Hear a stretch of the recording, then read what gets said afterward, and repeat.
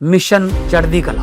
और मैं भारत के हर नागरिक को, उद्योगपति को, चैरिटेबल ट्रस्टों को, कलाकारों को, पूरी दुनिया में बसते पंजाबियों को, बहन भाइयों को दिल से अपील करता हूँ, आओ पंजाब को दोबारा अपने पाँव पे खड़े करने का टाइम आ गया है। पुनर्वास में और रिस्ट्रक्चर में पंजाब का साथ दीजिए। मैं वचन देता हूँ, जो भी आप मेहनत की कमाई से 1 रुपया भी अगर निकालोगे तो 1.25 रुपया बना के हम पारदर्शिता और ईमानदारी से इस्तेमाल करेंगे। और जानकारी चाहिए तो rangla.punjab.gov.in ये वेबसाइट पे जा सकते हैं, सब कुछ डिटेल मिल जाएगा। आओ मिलकर हाथ से हाथ जोड़ के एक ऐसा पुण्य उसमें योगदान डालें और बता दें दुनिया को कि पंजाब किसी भी संकट के सामने हारता नहीं। स्वागत है आप सभी का न्यूज एक्सप्रेस पर। मैं हूं आपके साथ रोहित। बिहार चुनाव जैसे जैसे नजदीक आ रहा है वैसे वैसे तमाम खुलासे हो रहे हैं। प्रशांत किशोर ने जो खुलासे किए, अब उसके बाद जेडीयू और बीजेपी में तकरार है। टिकट बंटवारे को लेकर घमासान मचा हुआ है और इस पूरी लड़ाई के केंद्र में आरके सिंह, नीरज कुमार है, जिसकी वजह से नीतीश कुमार नाराज हैं। कहा जा रहा है कि चुनाव से पहले कुछ मंत्रियों के इस्तीफे भी हो सकते हैं। पहले आपको 2 बयान बता देते हैं, एक जेडीयू की तरफ से, एक बीजेपी की तरफ से। उसके बाद वरिष्ठ पत्रकार पंकज प्रसून हैं, उनसे अभी की इस स्थिति पर चर्चा करेंगे। दिखाइएगा नीरज कुमार का बयान। नीरज कुमार कहते हैं, जो कि जेडीयू के नेता हैं, अशोक चौधरी को बताना चाहिए कि उनके पास 2 साल में 200 करोड़ रुपए कहां से आए। इधर आरके सिंह भाजपा के अंदर ऑपरेशन क्लीन में लगे हुए हैं। यह बयान जेडीयू के नेता नीरज कुमार की तरफ से आया। अब इसके बाद क्या कुछ कहा गया आरके सिंह की तरफ से, ये आपको बताते हैं। आरके सिंह ने कहा कि प्रशांत किशोर ने दिलीप जायसवाल पर एक हत्या में शामिल होने का आरोप लगाया। उन्होंने यह भी आरोप लगाया कि एक मेडिकल कॉलेज पर अवैध रूप से कब्जा कर लिया है। उन्होंने इसका जवाब अब देना चाहिए उन्हें, वरना उन्हें बता दे कि उनके पास कोई जवाब नहीं है। अगर उनके पास कोई जवाब है तो उन्हें मानहानि का मुकदमा दायर करना चाहिए। प्रशांत किशोर बार बार कहते हैं कि सम्राट चौधरी 7वें फेल हैं, उन्हें अपनी मैट्रिक और ग्रेजुएशन की डिग्री दिखानी चाहिए। इससे सरकार और पार्टी की विश्वसनीयता पर सवाल उठ रहे हैं। तो आरके सिंह बीजेपी के होकर बीजेपी के उप मुख्यमंत्री पर फायर हैं। जेडीयू के एक नेता भगवान सिंह कुशवाहा ने 8-9 हत्याएं की। वह एक ऐसे व्यक्ति हैं जो पहले राजद से हमारे खिलाफ चुनाव लड़ चुके हैं। वो वर्तमान में जेडीयू में हैं और जेडीयू ने उन्हें एमएलसी बनाया है। हमने सुना है कि पार्टी उन्हें टिकट देने वाली है, इसीलिए हमने संजय झा से कहा है कि अगर आप उन्हें टिकट देंगे तो हम उनका विरोध करेंगे। इसी तरह हमने सुना है कि राधा चरण शाह, जो एक जाने माने ड्रग माफिया हैं, उनको भी टिकट मिलने वाला है। इसीलिए हमने वहां पर भी कह दिया है कि अगर इन्हें टिकट दिया गया तो हम विरोध करेंगे। ये बात आरके सिंह कह रहे हैं, पूर्व केंद्रीय मंत्री और सांसद आरके सिंह जिस तरीके से बीजेपी के लिए ही परेशानी खड़ी कर रहे हैं, वो चाहे सम्राट चौधरी हो, जेडीयू पर सवाल उठाना हो, अब उसके बाद बिहार की राजनीति एक अलग दिशा में जाती हुई नजर आ रही है। मेरे साथ हैं वरिष्ठ पत्रकार पंकज प्रसून, बिहार की राजनीति को बहुत बेहतर तरीके से समझते हैं। पंकज जी, ये जो घमासान मचा है, जितना बोला जा रहा है केवल कहानी उतनी है कि या इसके पीछे और भी बहुत बड़ी राजनीति चल रही है? बिहार में इस वक्त जो चल रहा है रोहित, उससे मैं पर्दे के पीछे की कहानी बताता हूं। 2 कैरेक्टर हैं, एक आरके सिंह है और एक नीरज कुमार है। नीरज कुमार जेडीयू के एमएलसी हैं और आरके सिंह भारतीय जनता पार्टी के पूर्व केंद्रीय मंत्री रह चुके हैं। इस बार चुनाव हार गए आरा से। एक एक करके दोनों के बारे में बता रहा हूं। सबसे पहले नीरज कुमार के बारे में आते हैं जी। नीरज कुमार पिछली बार विधानसभा चुनाव लड़े थे मोकामा से। इस बार नीरज कुमार मोकामा से टिकट लेने के लिए एड़ी चोटी का जोर लगा रहे थे, लेकिन कहानी में एंट्री होती है अनंत सिंह की। इस बार ऐसी चर्चा है कि अनंत सिंह को मोकामा से जेडीयू का टिकट मिल सकता है। अब अनंत सिंह कुछ दिन पहले आए अशोक चौधरी के घर और दोनों, वो वीडियो है, वो अनंत सिंह और अशोक चौधरी दोनों खेल रहे हैं विदेशी तोते से। उसके बाद एक कुत्ता है अशोक चौधरी का, उसके साथ खेल रहे हैं।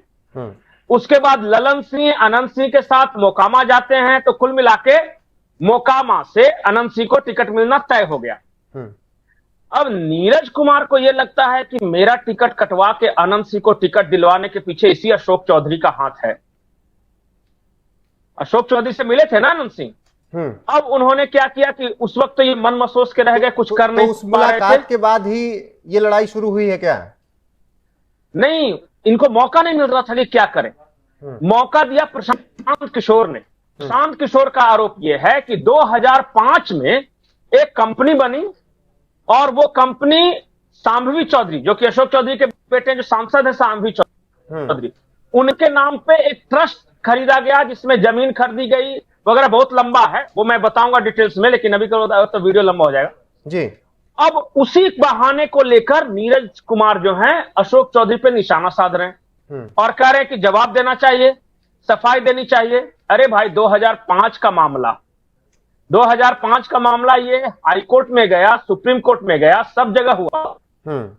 आज कौन सा चल रहा है? 2025। आचार्य कुणाल किशोर इस दुनिया में नहीं रहे।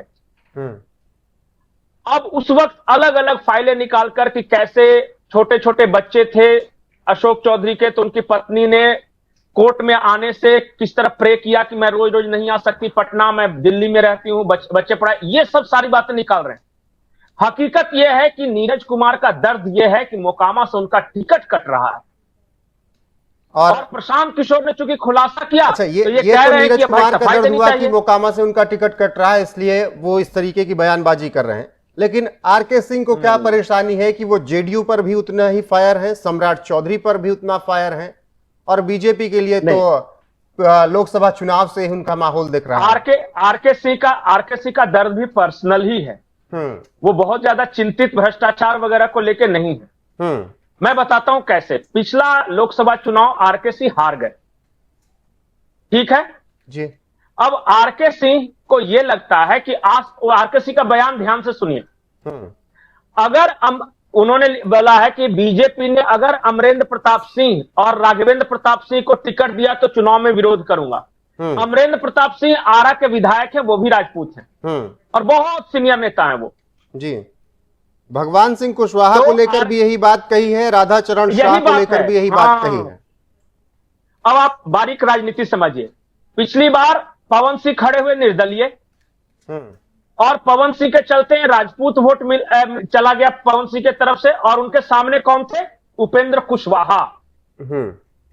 तो वहां कुशवाहा बनाम राजपूत राइवलरी हो गई।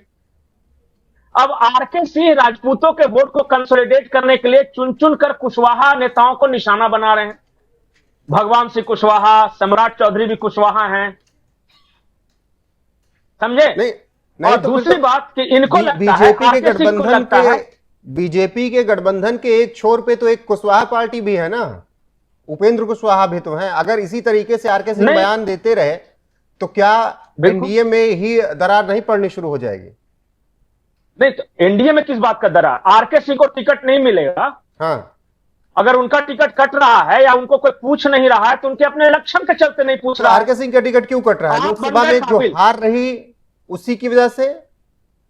नहीं, ये आरके सिंह के साथ दिक्कत क्या है मैं आपको बताता हूं। हाँ। उनको लगता है कि उनका हार का कारण जो है वो अमरेंद्र प्रताप सिंह रहे, उनका राघवेंद्र प्रताप सिंह रहे, कुशवाहा लोग रहे, कुशवाहा जाति के वोटर रहे हैं, और इसलिए चुन चुन कर पर निशाना साधा। उनको लगता है कि सम्राट चौधरी जो कि बिहार बीजेपी को चला रहे हैं, उनकी वजह से इनका ग्राफ कम हो रहा है, इनको कोई पूछ नहीं रहा है।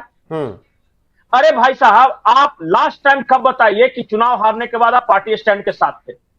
आप बताइए कि कब? आप एक चुनाव हारे तो आप बीजेपी के खिलाफ हो गए। आप थे क्या? ये आरके चौधरी, राजकुमार सिंह, माफ कीजिए चौधरी बोल, राजकुमार सिंह आडवाणी को अरेस्ट करने वाले ये अफसर हैं। देश में भगवा आतंकवाद शब्द का जन्मदाता ये अफसर हैं। जब कांग्रेस की सरकार थी तो ये कांग्रेस के सरकार में ये उनके फेवरेट थे और गृह सचिव देश के। जब बीजेपी की सरकार आई तो बीजेपी की तरफ से पलट गए और एक बार चुनाव हारे तो बीजेपी को गाली देने लगे। ठीक है, ये तो पंकज जी नीरज कुमार, ये है इनका कैरेक्टर। ठीक है, ये तो जेडीयू के नीरज कुमार और बीजेपी के आरके सिंह की बात रही, लेकिन अब बात इसके आगे यहां तक ये है कि मैं आपको एक लाइन और बताऊं जी, एक लाइन और बताऊं, ये दोनों जनसुराज के संपर्क में। ठीक है, लेकिन जनसुराज के संपर्क में है या नहीं ये तो आने वाला वक्त बताएगा। यहां पर नीतीश कुमार की भी एंट्री है। नीतीश कुमार काफी नाराज नजर आ रहे हैं। इस सब इसका चीजों से, उसका कारण क्या है? कहा जा रहा है कि कुछ मंत्री भी कारण यह है, हाँ, इसका कारण यह है कि नीतीश कुमार कितने दिनों से राजनीति में है? 40-50 साल। कितने दिनों से ये मुख्यमंत्री सरकार में है? 1.5-2 दशक तो होने 22 साल। 22 साल, हाँ, 2 दशक हो ही गए। इन 22 सालों में सरकार में रहने के दौरान और उससे पहले राजनीति में रहने के दौरान केंद्र में भी मंत्री रहे। आज तक नीतीश के दामन पे एक दाग नहीं, भ्रष्टाचार का एक दाग नहीं। पूरा बिहार जानता है कि नीतीश पे आप कुछ भी इल्जाम लगा लो, लेकिन 2 आरोप आप नहीं लगा सकते, परिवारवाद और भ्रष्टाचार का। अब ये कल की पार्टी 2 साल पहले आई है, ये नीतीश कुमार पे तो बोल नहीं सकते, क्योंकि नीतीश कुमार पे अगर भ्रष्टाचार का आरोप लगा देंगे तो बिहार की जनता भड़क जाएगी। तो प्रशांत किशोर आसपास के लोगों पर निशाना साध रही है। उसी तरह की राजनीति है। दिल्ली में याद होगा, शीला दीक्षित खिलाफ और उस समय के यूपीए मंत्रियों के खिलाफ अरविंद केजरीवाल क्या करते थे? आरोप लगाओ, भाग जाओ। मेरे पास लिस्ट है शीला दीक्षित के खिलाफ, एक पेटी, एक संदूक में मैंने सबूत रखे हैं, ये देखो संदूक की चाबी। ये होता था कि नहीं? होता था कि नहीं उस वक्त? वही राजनीति तो प्रशांत किशोर भी कर रहे हैं। उनको पता है कि चुनाव तक ये आरोप लगाना है, केस चलेगा, कोर्ट कचहरी चलेगा, तब तक तो चुनाव बीत जाएगा। बाद में माफी मांग लेंगे। उस वक्त भी केजरीवाल बोलते थे कि जवाब दो, जवाब दो, जवाब दो। प्रशांत किशोर भी कह रहे जवाब दो, जवाब दो, जवाब दो। ये जिन लोगों पे आरोप लगा रहे उनकी एक दिन की राजनीति है। संजय जायसवाल ने तुरंत जाके मानहानि का केस कर दिया तो कैसे गिलगिलाने लगे। तो ये सामने वाला अगर कुछ नहीं बोल रहा है तो इसका मतलब प्रशांत किशोर की राजनीति शूट एंड भागो, यही राजनीति है। नहीं तो अब तो ये भी कहा जा रहा है, आज वही बात करें आरके सिंह, अगर प्रूफ नहीं है, अगर आप पाक साफ हैं तो फिर मानहानि का केस कर दीजिए, वरना फिर अपनी डिग्री दिखा दीजिए सम्राट चौधरी साहब। अच्छा, एक बात बताइए, प्रशांत किशोर रोज 3 आरोप लगाते हैं। अगर जैसे ही एक पे आरोप लगाया संजय जायसवाल पे, अगर वो जब तक सफाई की तैयारी करे तब तक दिलीप जायसवाल पे, दिलीप जायसवाल जब तक सफाई दे रहे तब तक सम्राट चौधरी पे, सम्राट चौधरी जब तक तैयारी करें अशोक चौधरी पे। अरे ये क्या करे, मजा ले रहे हैं। और ये भी चलेगा। ठीक है पंकज जी, ये चलेगा। ठीक है। मैं आपको बताता हूं ये कहानी। अब मैं फैक्ट्स बता रहा हूं। प्रशांत किशोर आरजेडी के करप्शन पे कभी क्यों नहीं सवाल उठा रहे? मैं आपको बताऊं, इनका जो संजय यादव है, इनका जो परम मित्र है, जिसके बारे में कहते हैं कि आरजेडी वालों की कि करोड़ों रुपया कमा रहा है, ये मोटा मोटी बात कर देंगे कि हाँ तेजस्वी यादव तो ये है, कट्टावाला ये सब कर देंगे, लेकिन स्पेसिफिक नहीं लगाएंगे। और नीतीश कुमार की सरकार पे ये मंत्रियों पे निशाना साध रहे हैं। मैं बार बार ये बोलता हूं कि ये प्रशांत किशोर क्यों कर रहे हैं, ये समझने की जरूरत है। भारतीय जनता पार्टी और जेडीयू की तरफ से ये आरोप लगाया गया इनकी फंडिंग को लेके। तो प्रशांत किशोर ये चाहते हैं कि उस फंडिंग के बारे में चर्चा नहीं हो, उसका नैरेटिव नहीं बने, इसलिए रोज प्रेस कॉन्फ्रेंस कर किसी न किसी पे आरोप लगा रहे हैं। ठीक है पंकज जी, और फिलहाल आप उलझ जाओगे इनके आरोपों में, कभी कोई साबित नहीं, क्योंकि एक लगाएंगे फिर अगला एपिसोड दूसरा करना पड़ेगा, फिर तीसरे पर लगाएंगे, चौथा करेंगे, 1 महीना आप रोज एक एपिसोड चलाओगे और कोई इस बात पे चर्चा नहीं करेगा कि उस फंडिंग का क्या हुआ। बिल्कुल, ये है रणनीति। फिलहाल इसी रणनीति पर काम किया जा रहा है और आरके सिंह और इसके अलावा नीरज कुमार अपने ही पार्टी के लिए, अपने ही गठबंधन के लिए ये तो इनका तो पर्सनल ईगो है ना, इनका तो पर्सनल, और अपने पर्सनल ईगो के चक्कर में जैसी खबरें हैं कि टिकट नहीं मिलने वाला है, उस वजह से इस तरीके की बयानबाजी चल रही है ताकि रास्ते और कहीं पर भी तलाशे जाएं। देखना होगा कि आगे बिहार की राजनीति में अभी क्या कुछ देखने को मिलता है। बहुत जल्द चुनाव के तारीखों का ऐलान भी हो सकता है छठ के बाद। बने रहिए हमारे साथ, हर एक अपडेट आपको यहां पर मिलती रहेगी लगातार। नमस्कार।